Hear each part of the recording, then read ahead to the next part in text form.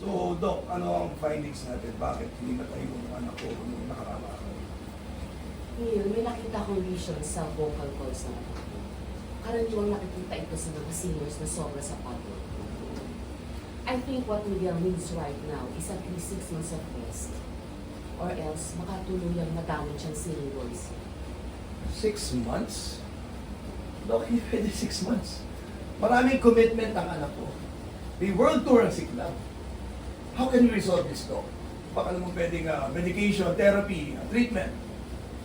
Dad, hindi niyo po ba narinig sinabi ni Doc? Kailangan ko pong pahinga. I'm sure my fans will understand. No, Miguel. Alam mo, totoo lang anak, kasalanan mo to. Ibig sabihin, nagpahinga ka, basking ka pa ng basking. Ngayon, mawawala ka ng 6 months. Alam mo ba kung gaano kahaba ang 6 months sa industriyang ito? Makakalimutan ka ng tao.